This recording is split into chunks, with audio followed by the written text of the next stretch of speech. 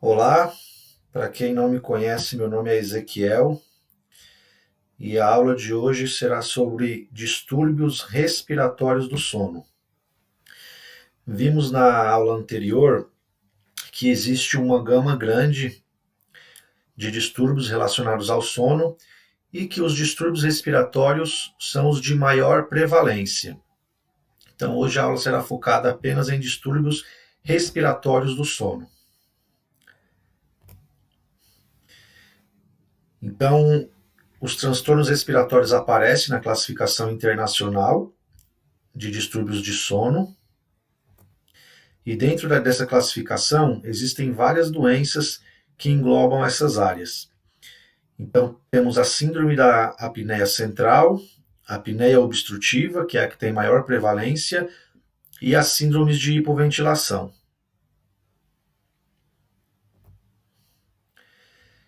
Então, os tipos de eventos respiratórios que eu vejo no exame de polissonografia, que é o exame que faz o diagnóstico de distúrbios de sono, são as apneias, que são divididas em obstrutivas, centrais e mistas, as hipopneias, o esforço respiratório relacionado ao despertar, que é o HERA, respiração de Cheyne-Stokes, que é um tipo de apneia central, e a síndrome de hipoventilação.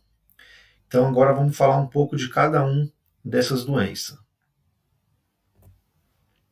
Então, a apneia obstrutiva do sono, ela é um bloqueio do fluxo aéreo devido à obstrução das vias aéreas superiores por um tempo superior a 10 segundos. Isso pode ocorrer centenas de vezes durante o sono. Então, o nó do problema ele está exatamente nessa região da via aérea superior, da orofaringe, que fica bem atrás da língua. Então, é um tubo muscular que, durante o sono, devido ao relaxamento muscular fisiológico, ele colapsa, impedindo a passagem do ar. Isso acontece várias vezes durante a noite. Cada colapso é considerado uma apneia. A apneia central do sono é quando eu tenho uma redução dos estímulos neurais do sistema nervoso central para os músculos ventilatórios. Então, por algum motivo, por vários motivos, alguma condição médica, o cérebro não envia o estímulo para os músculos ventilatórios, então eu paro de respirar por um tempo superior a 10 segundos por conta disso. A minha via aérea nessa condição, ela está livre para o ar passar. Então, o que classifica as apneias é o esforço respiratório. Então, na apneia obstrutiva, eu tenho esforço respiratório durante todo o período em que eu não tenho fluxo de ar. Então eu tenho um colapso da garganta, mas os músculos respiratórios continuam trabalhando para eu tentar respirar. Já na apneia central, eu tenho ausência de esforço respiratório durante todo o período de ausência de fluxo. Então eu tenho a minha via aérea aberta, porém o ar não está passando por conta dos músculos respiratórios que não está tendo ação. E a apneia mista é quando eu tenho ausência de esforço respiratório na primeira parte do evento, seguida de uma retomada do esforço na segunda parte. Então, ela é uma apneia que começa central e termina obstrutiva. Aí eu chamo de apneia mista. Esse é um exemplo de uma apneia obstrutiva. Então, aqui é um exame de polissonografia, é a tela que eu vejo no computador. Então, eu tenho a parte do eletroencefalograma, que é para estagiar as fases do sono. E aqui eu tenho os canais respiratórios. Então, eu tenho dois canais que eu vejo fluxo, que é o termistor e a cânula nasal, e uma cinta de tórax e uma cinta de abdômen para mim ver o esforço. Então, eu vejo aqui que eu tenho a minha respiração normal e, de repente, eu paro de respirar. Então, eu tenho ausência de fluxo, porém, eu continuo com esforço respiratório. Na apneia central, quando eu tenho a ausência de fluxo, eu também tenho a ausência de esforço respiratório. Então, os músculos torácicos e abdominais, eles não têm esforço, não estão tendo esforço. A respiração de Cheyne-Stokes, que é um tipo de apneia central mais relacionado com insuficiência cardíaca, além da ausência de fluxo e ausência de esforço, eu caracterizo respiração de Cheyne-Stokes quando eu tenho esse padrão de respiração crescente e decrescente.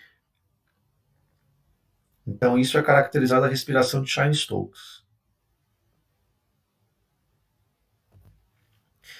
A apneia mista, então, como eu tenho a ausência de fluxo, no meu esforço respiratório eu começo ausente, mas aí depois eu tenho uma retomada do esforço.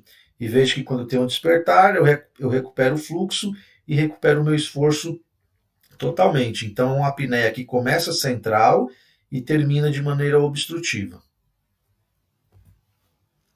Hipopneia é quando eu tenho uma redução do fluxo maior igual ou superior a 50%, também por um período maior que 10 segundos, seguido de um despertar ou de uma dessaturação de 3%. Então eu tenho a minha respiração basal, quando ela cai 50%, seguido de um despertar ou de uma dessaturação, eu caracterizo como uma hipopneia. Então ela é uma redução do fluxo que vai levar ao despertar ou à dessaturação da oxihemoglobina. O esforço respiratório relacionado ao despertar, chamado de HERA, ele é um esforço por um tempo maior do que 10 segundos que vai me levar ao despertar. Então eu vejo que a minha respiração fisiológica ela deve ser uma onda sinusal. De repente, eu começo a ter um achatamento do fluxo, caracterizando que eu estou com um esforço para poder respirar. Se esse esforço durar 10 segundos e no final dele eu ter um despertar, eu digo que esse despertar foi causado por um esforço respiratório. Então eu faço essa contabilidade como um evento respiratório. Veja que quando ele desperta, a respiração retoma com a sua fisiologia normal. Então o fluxo volta a ficar sinusal. Então isso daqui eu considero como um esforço respiratório, um evento respiratório. Então todos esses eventos de apneia obstrutiva, central, mista e o HERA, ele é contabilizado no IDR, que é o Índice de Distúrbios Respiratórios, que é a quantidade de evento respiratório que eu tenho durante toda a noite e depois eu divido por horas de sono para me fazer a gravidade da doença. Então eu tenho um distúrbio respiratório leve quando eu tenho de 5 até 15 eventos por hora. Menos de 5 eventos por hora de sono, eu considero que a respiração é normal. Eu não considero que eu tenho um distúrbio respiratório. A apneia moderada é quando eu tenho de 15 a 30 eventos respiratórios por hora de sono, e quando eu tenho mais de 30 apneias por hora, eu considero que a minha apneia é grave. O indivíduo ele pode ter tanto um só tipo de evento, eu posso ter apenas apneia obstrutiva, ou só hipopneia, ou só apneia central, só apneia mista, ou eu posso ter um conjunto de todas elas. Então, o mesmo paciente pode apresentar uma quantidade de apneia obstrutiva, central, mista e hipopneia no mesmo exame. Isso é muito comum. E aí depois eu junto todos os eventos, faço a contabilidade e divido por horas de sono. Aí eu vou ter o índice de gravidade da doença respiratória. A hipoventilação, ela vai ser considerada quando eu tiver um aumento maior ou igual a 10 milímetros na PaCO2 durante o sono, em comparação com a vigília na posição supino. E apenas a dessaturação de oxigênio persistente na ausência de evento respiratório não é suficiente para documentar a hipoventilação. Então, a hipoventilação é um diagnóstico mais difícil de se fazer no exame de polissonografia, por conta que a maioria dos exames eles não tem essa medição da PaCO2, ele mede só a oxigenação. Como só a redução da oxigenação, mesmo na ausência de algum evento respiratório, pode sugerir que eu tenho um quadro de hipoventilação, mas não é suficiente para eu documentar como diagnóstico. Então a hipoventilação acaba sendo um distúrbio não tão comum de fazer o diagnóstico. As manifestações clínicas mais comuns da apneia são a própria apneia presenciada, então a própria pessoa ou seu companheiro de cama presencia a falta de ar durante o sono, presença de ronco, sonolência excessiva durante o dia, noctúria, que é a vontade de urinar durante a noite, sono não reparador e dispneia. A prevalência de apneia é estimada, de acordo com o último estudo brasileiro realizado em 2010, em 32,8%. Foi um estudo com a população da cidade de São Paulo, envolvendo mais de 1.000 indivíduos, que determinou essa prevalência. Hoje em dia, a medicina do sono imagina que essa prevalência está bem maior. Alguns profissionais estimam-se que de 1 a cada 3 indivíduos tem apneia do sono. Os fatores de risco para a apneia do sono é história familiar, então tem um fator genético envolvido, idade entre 40 e 70 anos, é a faixa etária mais acometida, sexo masculino tem a prevalência maior em relação ao feminino, presença de obesidade, presença de ronco, anormalidades estruturais das vias aéreas superiores e abuso no uso de álcool, por se tratar de um relaxante muscular que vai favorecer o colapso da via aérea durante o sono. Então, esse aqui é um exame de imagem que mostra um indivíduo com o peso normal e um indivíduo acima do peso. Então, observe que o indivíduo no peso normal, ele tem a via aérea aberta. Quando tem excesso de peso, o depósito de gordura na região anterior e posterior do pescoço vai comprimir as estruturas, favorecendo o colapso da via aérea. E no caso da retrognatia, quando as estruturas ósseas são retraídas, elas empurram também as estruturas mole, fazendo com que o diâmetro, o calibre da via aérea fique mais estreito. Então aqui você vê que a via aérea, nesse caso aqui, de uma pessoa com a estrutura óssea normal, a via aérea é mais aberta. Distúrbio respiratório do sono é um distúrbio com uma dificuldade no diagnóstico por conta do desconhecimento médico. Na aula anterior, nós vimos que tem apenas 5 especialidades envolvidas na medicina do sono, que é a pneumologia, a otorrino, neuro e psiquiatria, e mais recente a pediatria, e que é uma ciência nova, comparado com as outras especialidades. Então, muitos médicos ainda têm o desconhecimento dessas patologias, tem uma complexidade para se fazer o diagnóstico, além da história clínica, é preciso fazer o exame de polissonografia, que é o exame padrão ouro para detectar o distúrbio, onde a pessoa é submetida a uma noite de sono em um laboratório, coberta por vários sensores. Então, esse exame pelo SUS é muito difícil de ser conseguido, então apenas particular ou convênio, é um exame caro, então não é muito fácil de fazer o diagnóstico. E a má percepção pelos pacientes.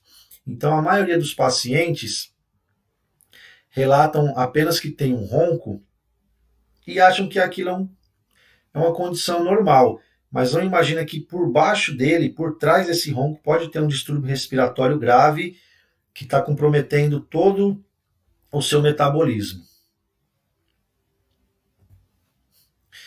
Então, os principais sintomas envolvidos em distúrbio respiratório do sono, os sintomas noturnos, é o ronco, as apneias testemunhadas, que são episódios de sufocação, despertares frequentes, noctúria, vontade de urinar, sudorese excessiva, porque eu tenho um aumento do meu metabolismo por conta dos esforços para respirar. Posso ter pesadelo, insônia, pirose, regurgitação e engasgos. E os sintomas durante o dia: sonolência excessiva, por conta que eu não tenho um sono reparador. Então, eu posso ter cefaleia matutina por conta do acúmulo de gás carbônico no cérebro, devido à falta de oxigênio, pela a quantidade de paradas respiratórias, alteração no humor, dificuldade de concentração, alteração de memória, diminuição da libido e fadiga muscular. Então, esses são os principais sintomas que os pacientes referem que podem sugerir que ele tem um distúrbio respiratório. E aí, então, o médico deverá pedir o exame de polissonografia para poder confirmar o diagnóstico. Então, esse é o impacto fisiológico que a apneia causa no organismo. Então, quando a gente inicia o sono, temos o relaxamento muscular fisiológico de toda a musculatura, incluindo a musculatura da região da orofaringe. Isso vai colapsar a minha traqueia, causando a apneia. Pela asfixia, eu vou ter um aumento do esforço ventilatório, que vai estimular os químio e mecanoceptores a ativar a formação reticular para causar o despertar. Esse despertar cortical, às vezes, na maioria das vezes, esse é apenas um despertar cortical, então o indivíduo ele não chega a acordar, abrir o olho, tomar consciência, ele tem apenas um despertar cortical para fazer a ativação dos músculos faríngeos. Então, indivíduos têm lá 300, às vezes 400, 500 despertares durante a noite e ele nem percebe. Então, o despertar vai fazer a ativação dos músculos faríngeos para retomar o fluxo aéreo. Retomando o fluxo aéreo, voltando a respirar, eu volto a dormir novamente. Vou me aprofundando no sono, vou tendo o relaxamento muscular novamente e começa o ciclo tudo de novo. Então, quem tem apneia grave, que tem lá 200, 300 apneias por hora, vai ter, imagine, todo esse ciclo se repetindo centenas de vezes durante a noite.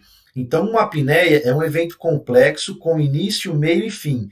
Cada etapa envolve mecanismos diversos e o ciclo pode repetir-se centenas de vezes durante a noite.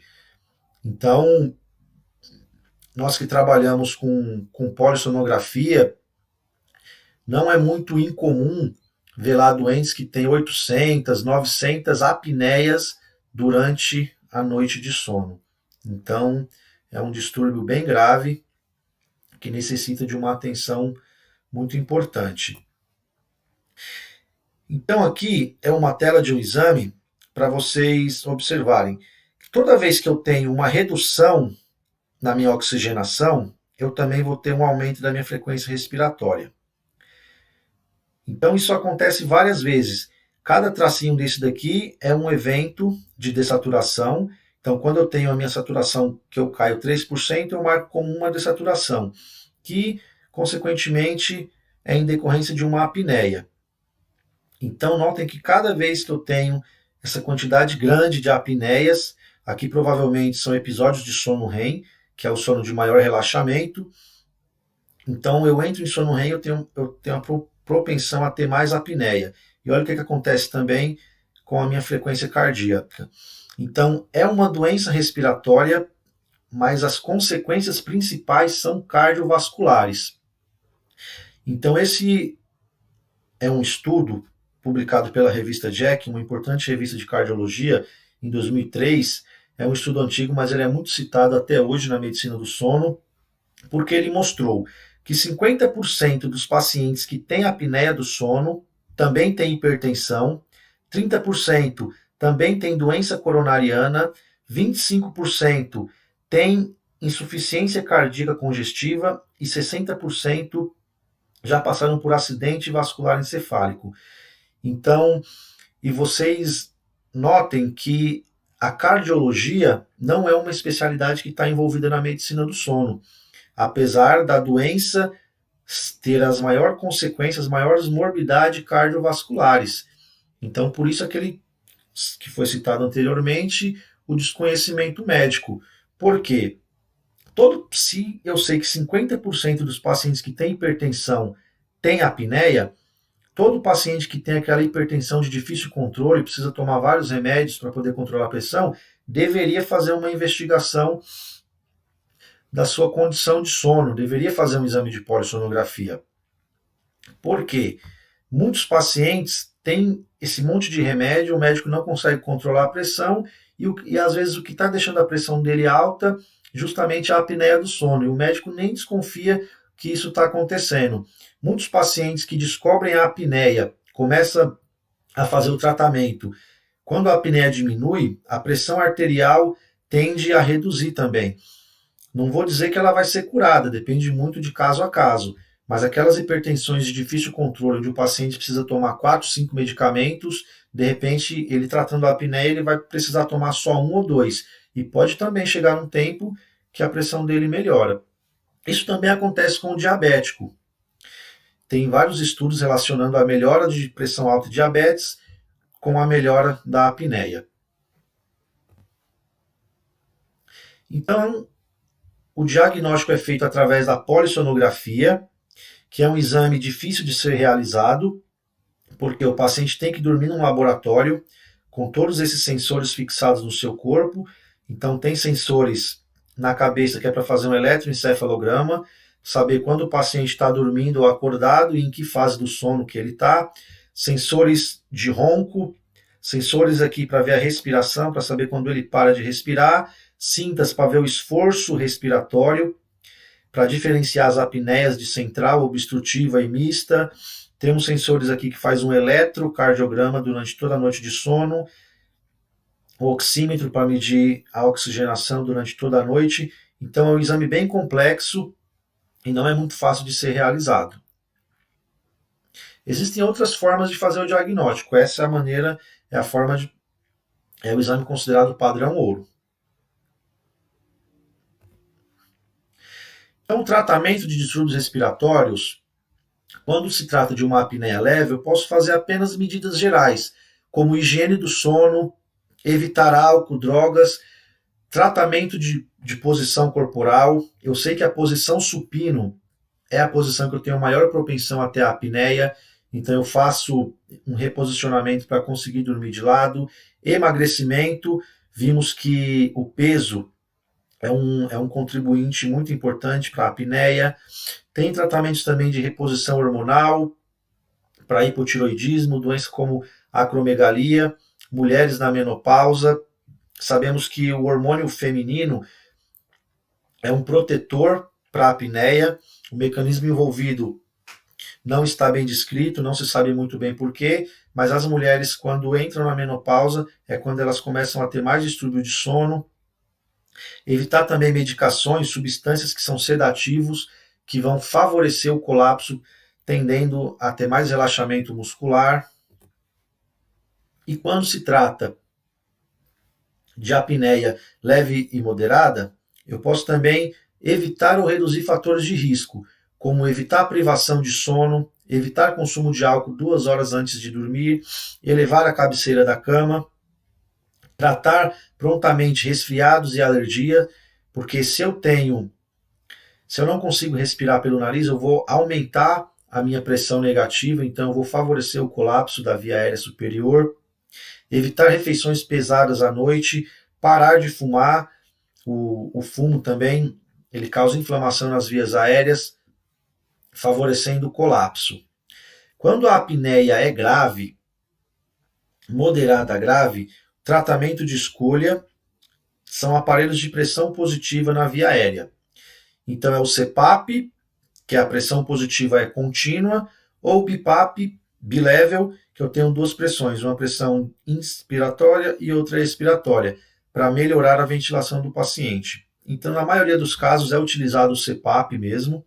Então, é um aparelho de pressão positiva conectado a uma máscara que vai gerar uma pressão positiva contínua, evitando então o colapso da via aérea durante o sono. Eu uso o bilevel, mais conhecido como BiPAP, quando eu tenho uma apneia que eu necessito de uma pressão muito alta no CPAP. Então o paciente não vai conseguir suportar, então eu vou precisar de 2 pressões para ser mais confortável para o paciente respirar. e às vezes vai melhorar a condição clínica, porque o BIPAP ele ventila melhor o paciente. Além dele manter a via aérea aberta, ele também vai ventilar melhor. Então, algumas condições clínicas, como DPOC, hipoventilação crônica, só o CPAP ele pode ser capaz de resolver as apneias, mas não vai resolver as dessaturações do paciente. E também quando os pacientes não conseguem se adaptar ao CPAP por incômodo na pressão, eu também posso usar o BIPAP. Porém, esse BIPAP aqui, ele custa quase o dobro do preço do CPAP, né? Então, ele é mais complicado para fazer a indicação. Quando eu tenho uma condição de colapso de via aérea, cada indivíduo tem uma fisiologia, uma anatomia diferente. Então, um aparelho desse, ele tem uma pressão que varia de 4 a 20 centímetros de ar. Então, eu preciso delimitar qual é a pressão adequada para eliminar a apneia de todo o indivíduo. Ou eu posso fazer um exame de polissonografia usando o CPAP a noite inteira, e aí então o técnico vai aumentando a pressão conforme ele vai tendo a apneia para saber qual vai ser a pressão ideal. Ou eu posso iniciar o tratamento com uma pressão mais baixa e de acordo com os registros que o aparelho vai me dando, eu ia aumentando essa pressão até chegar na pressão terapêutica daquele paciente.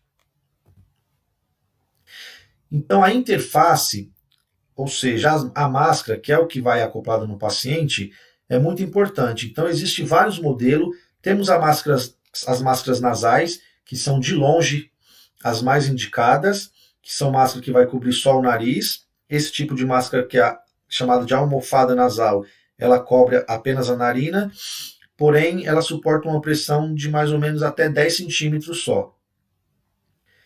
Temos as máscaras oronasais, que ela cobre tanto o nariz quanto a boca, e as máscaras orais, que são bem pouco indicadas. Máscara oronasal também tem uma controvérsia na sua indicação.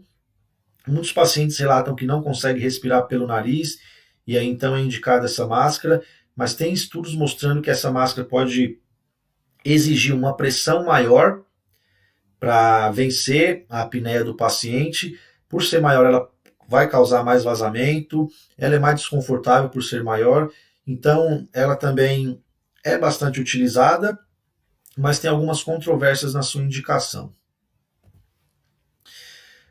Aqui a gente vê o registro de um cartão de memória de um aparelho de CPAP. Então, com isso, eu consigo fazer o controle da terapia do meu paciente. Então, esse daqui é um aparelho automático, onde o terapeuta estabeleceu uma pressão mínima de 4 centímetros e uma máxima de 16. Importante ver aqui quantos dias ele utilizou o aparelho. Então, numa medida aqui de 9/5 a 11/7, eu tenho uma totalidade de 64 dias. Desses 64, ele ficou 4 sem usar. Então, o ideal é que se use o aparelho todo dia e o máximo de horas possíveis. Aqui, na média de uso diário, observe que esse paciente usou bem pouco. A média de uso com o aparelho é de 3 horas. Então, uma média pouca. Imaginando que o paciente não está dormindo só essas 3 horas. Ele deve estar dormindo 5 ou 6 horas, então ele usa um pouco e depois ele tira o aparelho. E o que eu vejo aqui? Qual que é o meu desfecho principal? O IAH, o índice de apneia e hipopneia. Então, se eu faço uma polissonografia onde eu tenho um índice lá de 60 apneias por hora, eu vou estabelecer uma pressão para fazer com que esse número fique abaixo de 5, que é o número de normalidade. Esse daqui está quase lá, está 6,3. Alguns profissionais consideram normal nessa leitura de cartão menos de 10, por considerar que o aparelho pode conter alguns erros. Mas no exame de polissonografia, índice normal é abaixo de 5. Mas se você reduziu de 30, 40 para 6, 7, 8, 10, já é um bom sinal. Se você quer reduzir mais esse número, basta aumentar a pressão. Então assim você vai fazendo o controle da terapia, aumentando, diminuindo a pressão se necessário, fazendo ajuste na máscara. Então, uma coisa importante é eu saber se está tendo fuga, vazamento pela máscara. Então, eu tenho esse percentil 95, eu considero normal um vazamento menor do que 25 litros por minuto, então aqui, como está 26, esse paciente está com vazamento alto. Então, nesse caso, o que o profissional poderia fazer para melhorar a terapia desse paciente? É claro que as queixas, o que o paciente relatar, vai contar muito. Então, você vai tentar melhorar as queixas, é uma coisa, e tentar melhorar o relatório. Para melhorar o relatório, eu teria que fazer um ajuste na máscara para evitar o vazamento. O vazamento, na maioria das vezes, é pela máscara, mas também pode vazar pela boca. Então você tem que saber identificar se o vazamento é pela boca para poder indicar uma queixeira, que vai fazer com que ele mantenha a boca fechada.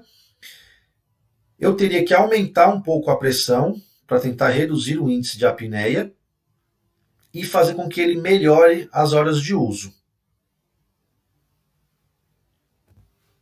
Vamos ver outro exemplo. Então aqui eu vejo um paciente que teve uma medida de 80 dias usando o CPAP e ele usou todos os dias. Dias de não utilização, 0. A média de uso é 6 horas, então está muito bom. Está usando 6 horas e usando todos os dias. Agora eu vou ver o índice de apneia, 8,4. Então o índice de apneia está um pouco alto.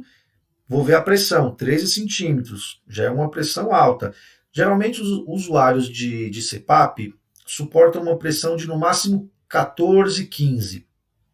Quando eu chego nessa pressão e eu não consigo resolver as apneias, eu tenho que fazer uma investigação melhor, porque provavelmente esse paciente não tem só a apneia do sono, ele pode ter outra condição envolvida, alguma condição respiratória, e aí então eu posso pensar em prescrever o uso do BiPAP, por exemplo.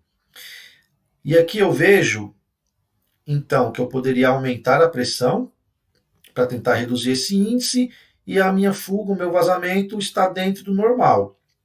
Uma coisa importante é você saber ver esse relatório como um todo. Então, por exemplo, se esse paciente estiver com esse índice aqui, em 20, por exemplo, eu vou pensar imediatamente em aumentar a pressão, mas eu tenho que ver aqui, se está tendo vazamento, se a máscara está bem posicionada. Porque se eu tiver um vazamento muito grande, a primeira coisa que eu tenho que fazer é resolver o vazamento. Porque se eu aumentar a pressão do aparelho para tentar diminuir esse número, eu também vou aumentar o vazamento. Então a primeira coisa que se faz é melhorar o vazamento, saber se a máscara está bem posicionada, para então eu ter segurança em aumentar a pressão do aparelho. Então esses são relatórios que eu consigo obter através do cartão de memória dos aparelhos, de CPAP, BiPAP. Outra modalidade de tratamento são os aparelhos intraorais. Os tipos de aparelho intraorais são os reposicionadores mandibulares, são aparelhos fixados no dente, sob medida, que eles vão fazer o avanço mandibular para tentar liberar o espaço da via aérea. Então, avançando a minha estrutura óssea, eu também avanço as estruturas mole junto com a língua e libero o espaço, aumentando o calibre da via aérea. Tem um outro tipo, que são os retentores linguais, que são menos utilizados.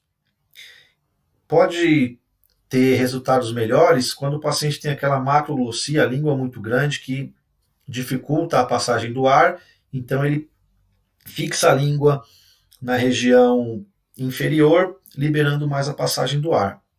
Esses aparelhos são indicados, são aparelhos confeccionados por dentista, então temos também a odontologia do sono, então são profissionais habilitados para fazer esse aparelho, não é qualquer dentista que faz, tem que ser o dentista especialista em sono, porque são todos aparelhos sob medidas, eu tenho que ter uma arcada dentada boa, então tem vários critérios para poder fazer a indicação.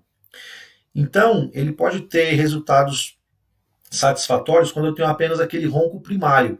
Então, pessoas que reclamam de ronco, aquele ronco que incomoda muita gente, mas ele faz a polissonografia e não detecta uma apneia grave, apneia moderada, apenas uma apneia leve ou até uma apneia normal, mas aquele ronco que incomoda. Então, esse aparelho é bem indicado nessa condição. Quando eu tenho apenas resistência das vias aéreas superiores, que é aquele HERA, que a gente comentou mais anterior, em casos de apneia leve. Quando eu tenho uma apneia moderada e grave, mas eu, por exemplo, não tenho intolerância ao CPAP, eu não consigo usar o CPAP. Esse aparelho, ele não tem tanta indicação para apneia grave. Mas, por exemplo, se o paciente não consegue usar o CPAP, ele pode, com o aparelho intraoral, não resolver o seu problema 100%. Mas se ele conseguir resolver uns 15% a 20%, é melhor do que ele não fazer tratamento nenhum. Então, nesse caso, o aparelho pode ser indicado. Quando são candidatos, quando os pacientes não são candidatos ao CPAP por alguma condição, pacientes que podem ter alguma anormalidade na face que vai impedir que ele coloque a máscara, então o aparelho intraoral pode ser pensado nessa condição, mas como uma terapia então substitutiva.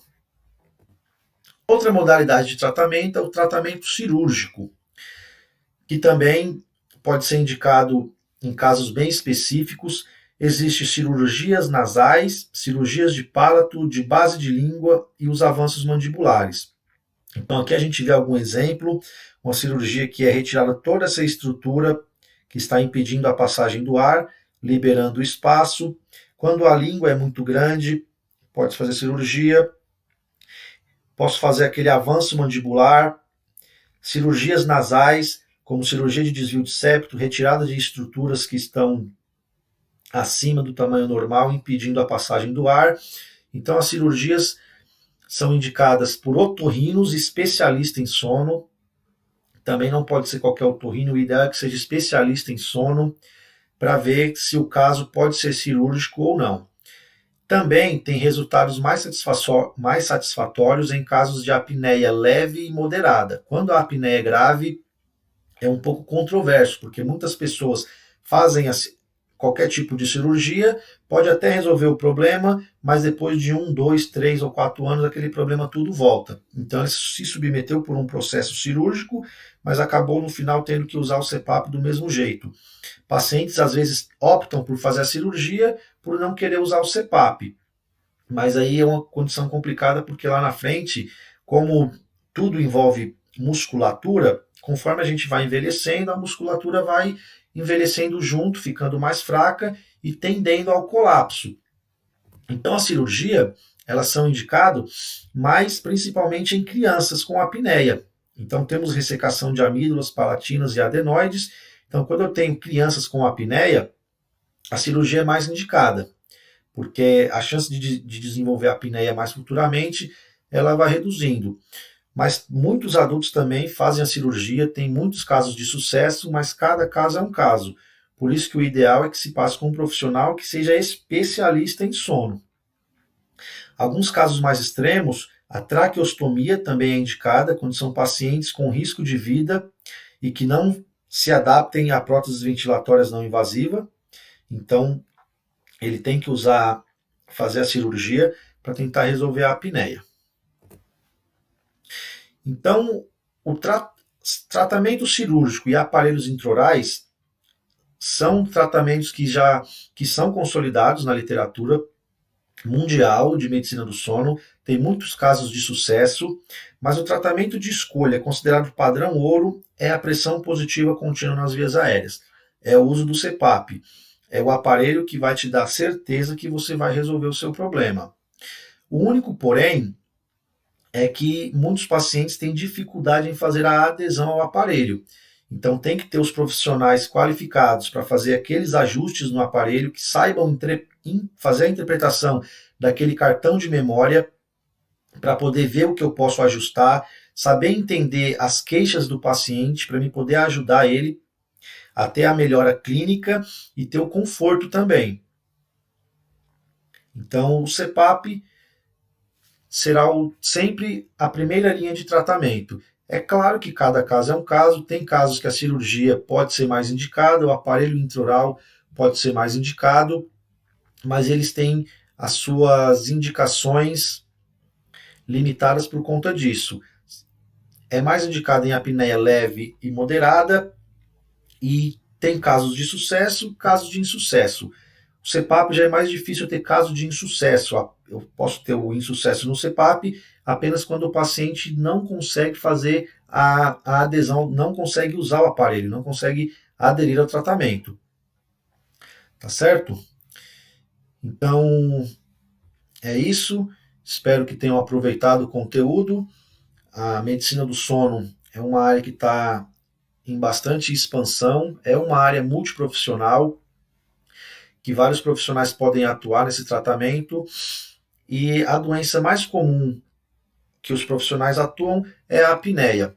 Profissionais como fisioterapeuta, enfermeiros, os distúrbios neuropsiquiátricos, aí os profissionais envolvidos são psicólogos e os neurologistas, psiquiatras. Os otorrinos são mais envolvidos também no tratamento de apneia.